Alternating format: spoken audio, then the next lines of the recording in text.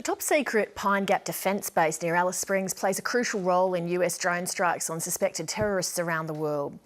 Last year, a group of peace activists opposed to Australia's involvement entered the high-security base illegally, trying to disrupt its work. They were charged under a Cold War-era law, and today they learned their fate, as Stephen Schubert reports from Alice Springs. These Christian peace activists say they have no regrets about risking jail by illegally entering Australia's most secretive defence base. We say that we can, if our convictions are strong enough and we follow our conscience, even if it means breaking the law. There's many great examples, people throughout history who have stood up for causes they believed in, even when they were deterred by very severe consequences, and hopefully this is another example. What goes on at Pine Gap in the Australian outback 20 kilometres out of Alice Springs has always been a closely guarded secret. Built in the depths of the Cold War to monitor Soviet nuclear launches, Pine Gap's mission has evolved. It's now crucial for the targeting of US drone strikes around the globe against suspected terrorists. Pine Gap finds the targets, sends the data on to American military headquarters in Washington, and from there on the process pursues to a drone attack.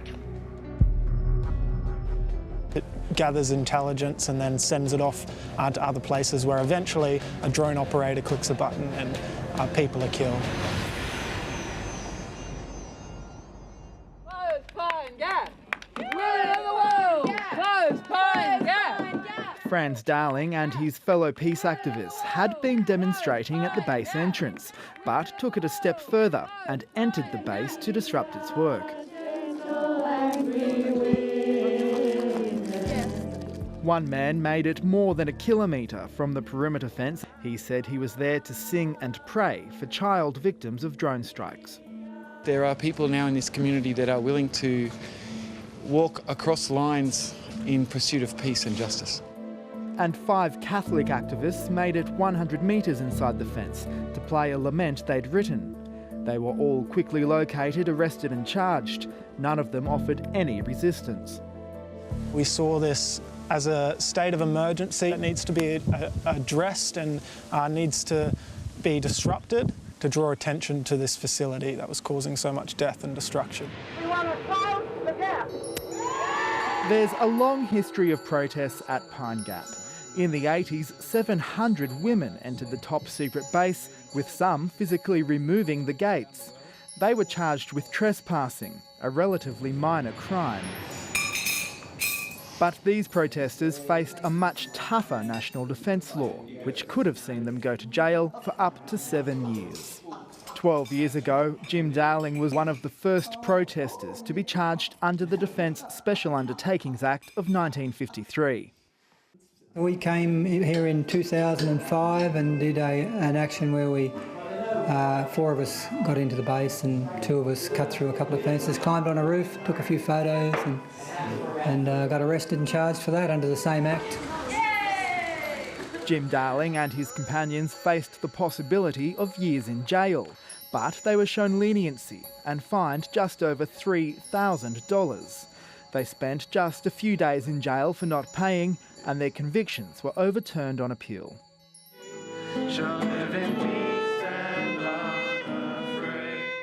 This year's trials in Alice Springs are only the second time the Defence Special Undertakings Act has been used.